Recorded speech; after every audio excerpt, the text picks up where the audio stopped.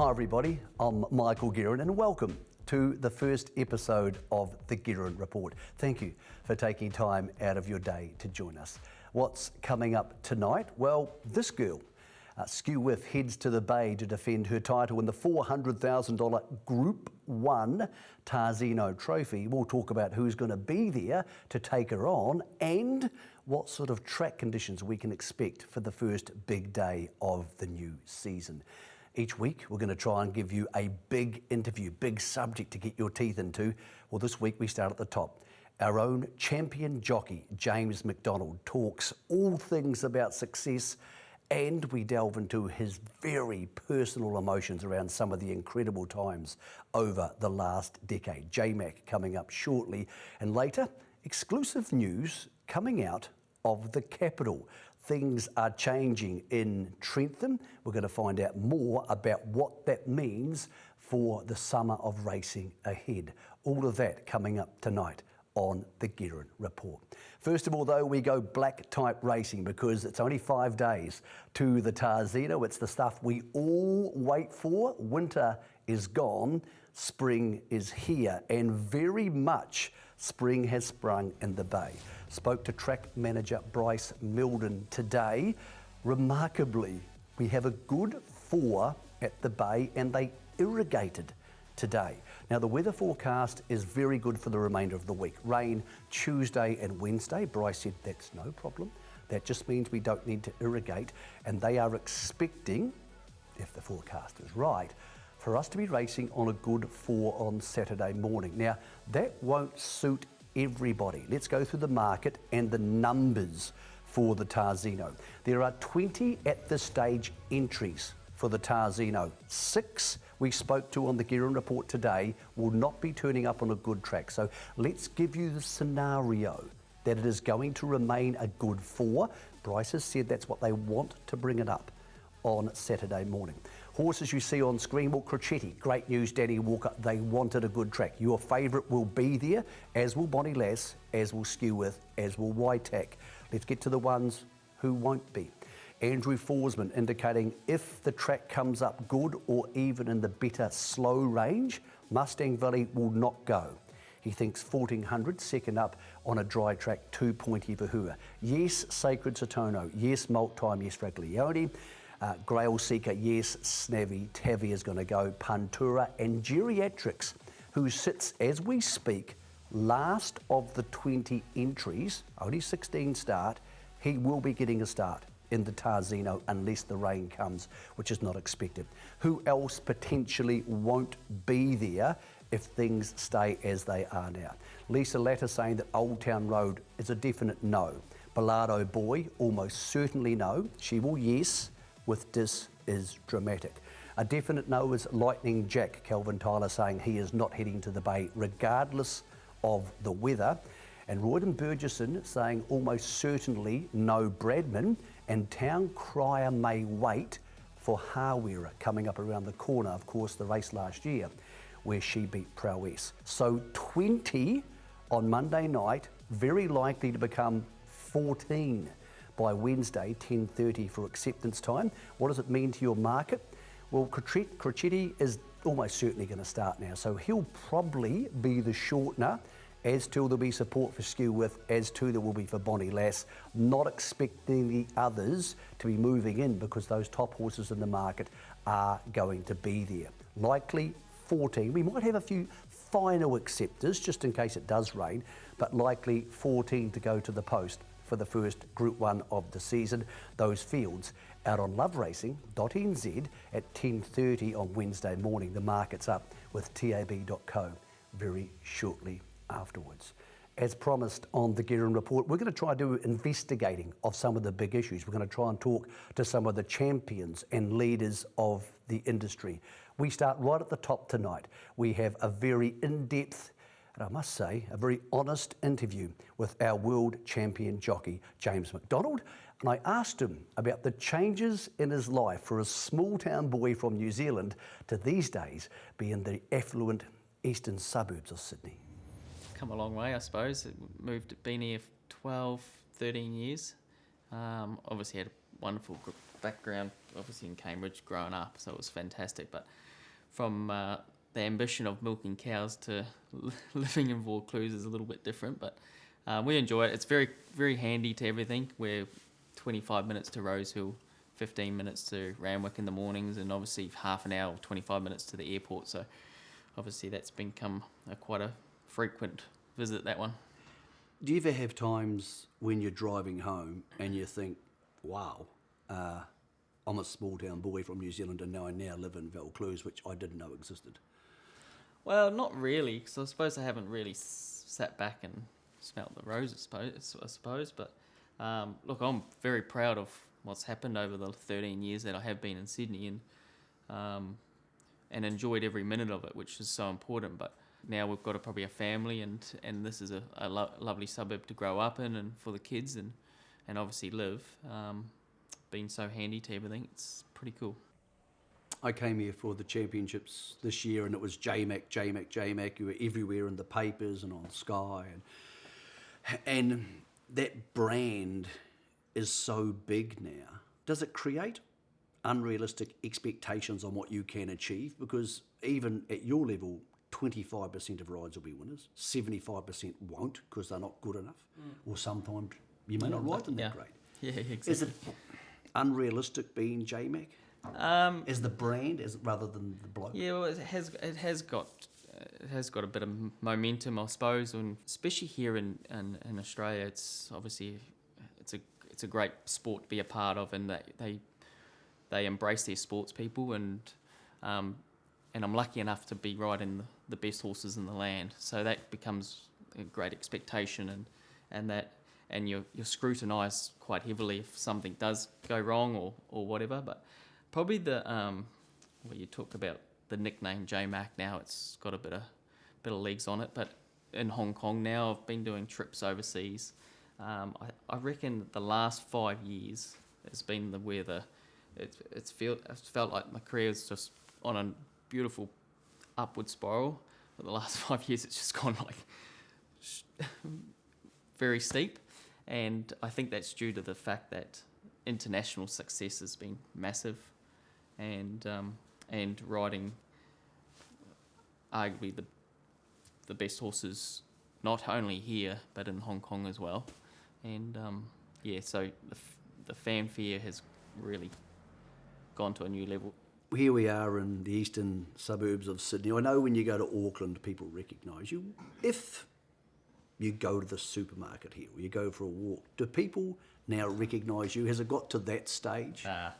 No one really cares here in Sydney, unless so they're a punter. If you go for a walk, no one comes up and goes, "You're J-Mac." No, not really. No. Let's say you go to a pub in Bondi. Yeah, that's different. You go to a pub. If you go to a pub, different. Yeah, for sure. I presume the Carnival in Melbourne's different. There's so many racing people bouncing around. You're spot on there.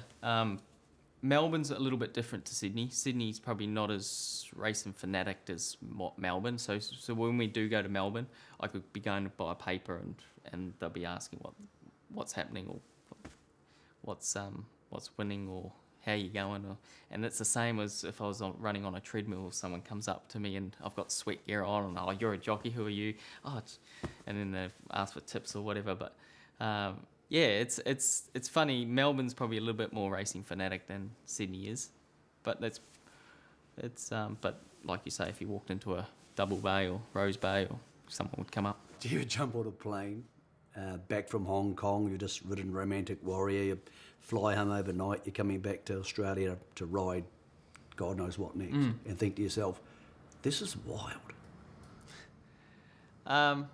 No, I don't ever think that, because I'm always looking for the next one. And maybe having a holiday this year was the first time I've sat back, and I've got a really good mate of mine, Toddy. And I know Toddy. Yeah, he's a good man. So we were on holiday, and I was thinking, we were sitting there having a couple of beers, and I was just thinking, you know what? I haven't really sat down to enjoy what's happened over the last, 13, well, let's say 15 years of my career, because it's just been so fast. And I remember an interview with Corey Brown, and I'd just won the Ramvet Stakes on Viva Festina, I think it was. It was the first one at Rose Hill, and he goes, "Oh, you're on 90, and Group 1s," and I'm thinking, "Oh, yeah, that's all good and well." He said, "Oh, you'll get to 100 really quickly." I'm like, "That's miles away." I'd be just thinking, like, I'm just enjoying today and then that. But by the time the end of the season come around, we're talking, that was in April. We're talking, we're in August now. We haven't had a Group 1 for a while. Now I'm on 98. So 8's like just caught up just like that. And I sit back and I'm like, I wish I could have enjoyed that one. But it's just Always looking forward to the next one. Always looking forward to the next one. Well, and it just all ends up in a... The next one's got an awfully big number next to it, the next massive target. I realise 100 is around the corner. Damien Oliver's 129. We hear about it. One day you could be the new GOAT, for much as I don't like that word. Is it a number that matters to you? The number doesn't particularly matter to me, but it's something that I want to get to. The most successful Group 1 jockey in Australia, yep. I think it's a goal to set yourself to not only stay here in Australia, but to try and better my seasons every year, because when I set out all my goals for the year to what I want to achieve, like realistically putting on, I want to ride 12 plus Group 1s a season. It's damn hard to do. And to obviously do 19 this year, to try and better that, takes one hell of a season to do that. So I think that the 129 is like a good thing to aim up at and to keep chugging along and trying to get there. Talk about the pressure of, because winning a big race is a big deal, but these good colts, because a lot of places are in the stallion making business. One of the best examples in recent years for you, Home Affairs, winning a major race down the straight, the Coolmore. What's that pressure like, and do you feel that planned pressure that we're trying to win the Coolmore with this to make it worth 20 million, as opposed to you riding a filly in the Coolmore, where she's not going to be worth 20 million? No, I don't look at it any different, to be fair. You don't dial into it at all? No, I don't, because I reckon if you do get caught up in all that kind of stuff, you're not going to do justice in any way. I get extremely nervous and butterflies rumble around, but I think that's a good thing, because I'm caring and I want to do the best for the connections possible. But it doesn't matter whether I could sit in the gates on the Kenzo on a Wednesday and still feel those same butterflies on a horse. Then a lot of people would find that very strange, the fact that you get nervous. We know you get excited when you win, and I reckon that's nervous. That's the release of what's the adrenaline that built up till then, because look, I put endless a bit of homework in, and like everyone else probably as well, and I think that's the end things, like they say, oh, you can go over the top or whatever, but it's almost like a relief that A, I know I can do it, and B, I've done the job. And the other thing is, I say it on a Wednesday as well, there would be a race there'd be not sitting in the gates, but prior, thinking, running through scenarios, what could happen or couldn't happen, and trying to rectify how I could lose this race. And that generates nerves. So, in those situations, say the day before a race, even a Wednesday, but say it's a good race, who are your go-to people to ring and say, how do you see this, mate? Because I'm not quite seeing this the way I should be. Yeah, I from different races, I'll ring to certain people, but I've got my close-knit people of 4, and I'd ask them, I get advice, and I've actually, again, changed it up a little bit with a person that I've added to the group for a bit more like spunk, positivity. Someone to motivate you, help keep you pumped up. Yep, for that sort of scenario, and I think it's worked wonders over the last year. Are these people professionally part of James McDonald Racing, or are they just mates who you can bounce an idea off? No, they're professionally, so yeah, it's not a one-man ship, but yeah, it's been a big help, and I enjoy that kind of dialogue as well, how people get confidence or build it up and try and compete at the best. What about if you don't have a good one? Say you have a ride, everybody wants to celebrate. with you. Say you have a ride that doesn't go the way you wanted and it stings. Yeah. You're lucky enough to have a wife who has ridden to a very high level in Katie. Do you want to bring that home and download that into her? Do you have somebody you can ring in the car on the way home, or do you just sit there and let it stew for 20 minutes? No, we try it. It's actually a really good question because it happens more times than not. Being in the racing industry, you're going to lose more times than you're going to win. So we try and get over it pretty quickly. I try and maybe the next day I'll go over and what I should have done or shouldn't have done, or how I could have been better at a certain scenario. But I try and skip on pretty quick. I try and not make the same mistake twice. I know it's hard to say at times, but because there's so many variables out there in a race, but if you can minimise the mistakes, because we're all going to make mistakes in races, it just happens. But if you can minimise it down to a scenario where it's not as bad, or you can rectify it pretty quickly in a race, it's only better for the result. You obviously had a break away from something you love. It was a forced break of 18 months, and we've all been there, James. What did you learn about yourself during that process? Do you think it changed you? It definitely changed me. I realised there was more to it than just what I was going through. I had a fantastic job, obviously riding for Godolphin, arguably the most powerhouse stable in Sydney. But I probably, at that time, it sounds silly to say, but things were coming probably just too easy, and rides were put on a platter, and it was like, yes, I was going out there doing my best and getting good results. But it was probably at a time where I was missing something, and so a step back from the sport was the best thing ever. I spent a lot of time with Katie, and I probably could safely say we wouldn't be together if I didn't have that time out, because we were just met up at that time, and then I was able to spend 18 months with her. So it broadened a lot of things, and I'll tell you one thing it did do when I did get back. It made me so goddamn hungry. I just wanted to be I hate saying it, but I want to be really good. It's a difficult thing to go through. Is part of you glad it happened? No, well, I regret what happened. And I'm not glad it happened, because I could think of better ways to... Has it made you a better rider? I think it has, yeah, for sure. It definitely has. Due to the fact that I put a lot more work into it now, and I love what I do. Like, dead set, love it. I think that shows in how I ride. Shows in how you celebrate.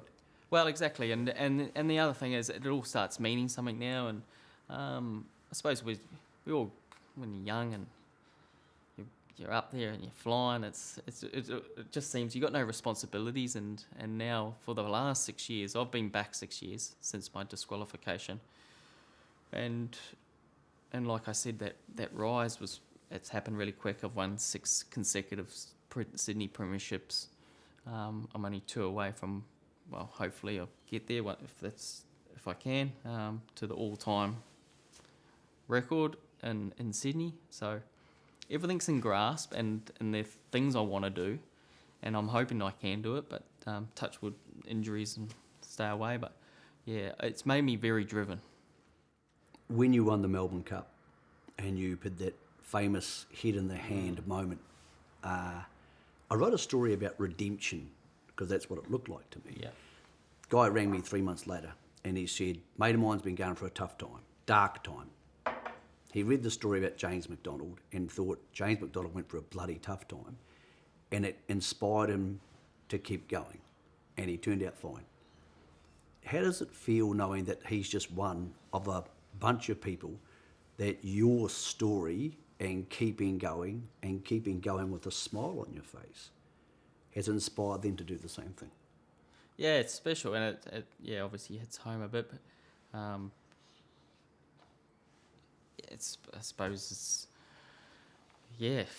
it's a really good question, and it's nice to feel like that's touched someone probably doing it tougher than what I ever did. But those moments are pretty significant in sport, and like now up on the wall I've got a picture of that celebration, and you talk about that story. I had little 10-year-old kids send pictures in, and they're on their ponies doing that particular salute. So It must have felt pretty amazing.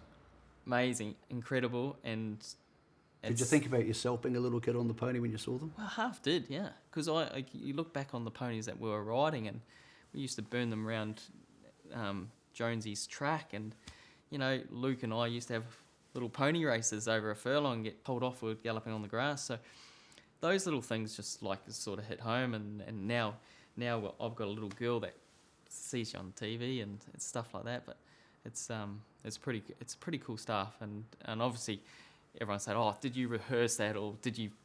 That was like spirit of the moment sort of stuff, and we see it with salutes all the time. Some come just off the cuff, and that was one that's Would it be in the pretty top amazing. 3 moments? I'll give you 3, since you're New Zealand's favourite son. What would be your 3 favourite racing moments? 3 favourite. Well, the Melbourne Cup's definitely the best. It's the best? For the obvious reasons, yeah. The best. Yeah. Very elegant, 10 Group 1s, and now the greatest of them all, the Melbourne Cup. What a topsy-turvy career, but a spectacular career. James McDonald, at his 9th ride, has taken the Lexus Melbourne Cup. I always dreamed of winning one, but they're so hard to win. Dreams come true, mate. Dreams do come true when you... I want to swear, I really do. As a kid growing up in Kaipaki, I remember with all the staff, we'd sit around in a big room and watch the Melbourne Cup, and we'd draw sweepstakes, the lucky numbers. Back in the day when the Waikato Times had the cut-up colours and the horse's name on it. Media Puzzle was the one that rings home, and to be able to win it was quite surreal. It's one. What about Ascot, Japan, Hong Kong, the Everest, which is on your back doorstep, and it's a race with so much hype? I mean, I'd say... Which one hits hardest? The Ascot was awesome because, again, child growing up, the Queen, to be able to meet the Queen, to ride a winner in front of that grandstand on that particular day was out of this world, and I couldn't believe it.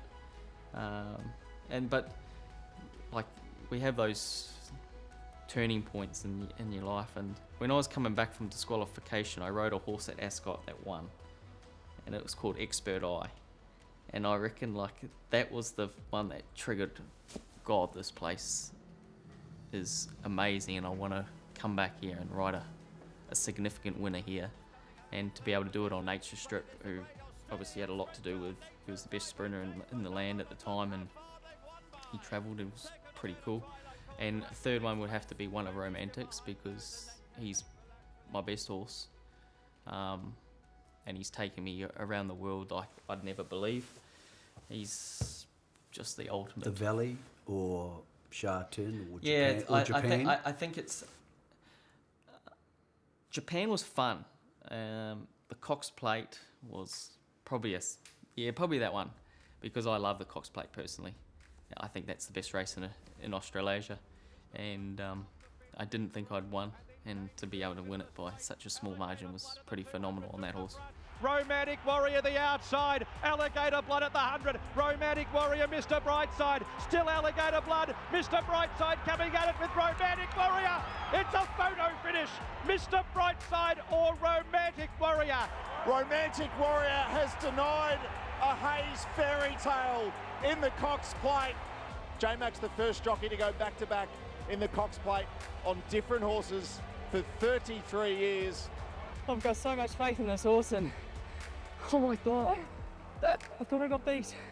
I know you thought you got beat. That was extreme emotion right there. And the camera didn't follow me, and I just went, no. I can't say what I said, but I can't believe we won the Cox Plate. He's your best horse, because I know you rode Winx, but you always say that's Huey's horse, so you don't count her. So Romantic Warrior is the best horse you've ridden of your horses. Yep, he is, due to the fact that if you could build a weight for age horse, and that's hard, weight for age horses are the best, and no matter what, they carry weight. He can sustain unbelievable speed. You can make 2 runs on them. They're very economical in a race. And the other thing is they got a will to win like nothing else. We saw it in Animo. We saw it in Very Elegant. Done Deal. They all had it in spades, but this horse, there's something about him that's just unbelievable. And he's just got a heart of a lion. He's just incredible. When I think he's out on his feet, he'll find more. When I think he can't do something, he'll do it. He's just an incredible racehorse. What about horses you haven't ridden? So, of the greats of all time, I don't care if you've seen them on TV, if you saw the Far Lap movie, Secretariat. I didn't, that's a bit old. Frankel.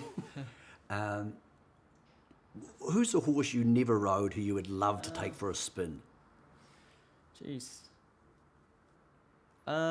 In recent, probably going back, Frankel would be the one that springs to mind. This is going to sound odd, but I love See the Stars. See the Stars was... Why did he resonate with you? Because it was my first ever trip to Ireland as a 17 or 16. With George Simon? Yes, that was right. So Peter, I was riding for Peter in New Zealand, so Peter at the time in New Zealand, and he said, you've got to get to Ireland, get a bit more experience. And I went to John Ox. He sent me to Fozzie Stack and John Ox. And See the Stars was a 2-year-old. And Mick Kinane, arguably one of the greatest jockeys of all time, was there as a stable rider. And See the Stars was working at that particular time. A fascinating insight into the life and career of James McDonald. Plenty more about that coming up on the Guerin Report next week. But big news coming out of Trentham. Let's go back to December 9th last year. The TAB Classic, well, there were 2 of them. This was the shortened version. This is the one they ran with the false start. Of course, the starting gates then had auxiliary power to the outside 3 barriers. It didn't work. The 3 horses who didn't start with these ones in the rerun ran first, second and fourth. NZTR promised us they would come up with starting gates that could fit in all the horses needed. They have delivered on that promise. The new starting gates are at Trentham. They are being assembled this week, and the great news is they'll be in play for the huge races there over the summer. But the racing gods giveth and they taketh away. Also at Trentham today, this exclusive footage, the grand old lady of racing in the capital. The public grandstand starts its destruction today. They are tearing it down. It is no longer fit for purpose. It will be replaced by something more modern. In the future, we say thank you to her for all those great stories and memories for so many people over the last couple of decades. Coming up on the Guerin Report next week, more of James McDonald. He'll talk about the future. He'll talk about what New Zealand means to him and his relationships with other jockeys, including his close friend, Hugh Bowman. I remember the Friday before the Cox Plate, 4th Cox Plate. He just rang me out of the blue and said, Mac, do you want to go and have a hit of golf? And me and him, just the 2 of us. He just needed an escape for what was. Did you talk about the race? Nah, nothing. So we played 18 holes around Capital, and it was the best ever. He was. Who won? Oh, he probably did. He always gets my cash. He's a good golfer though. He's sharp as attack, and if he had more money on it, he'd probably dial in even more. But he's just a good sportsman. What a great story from James. That and so much more next week here on the Guerin Report. We also go back to the Bay for the news and fallout from the first Group 1 of the season. And we crown a new New Zealand Horse of the Year. You can catch us on Trackside, trackside.co.nz or on YouTube. Thanks for watching on your Monday night. Have a great week.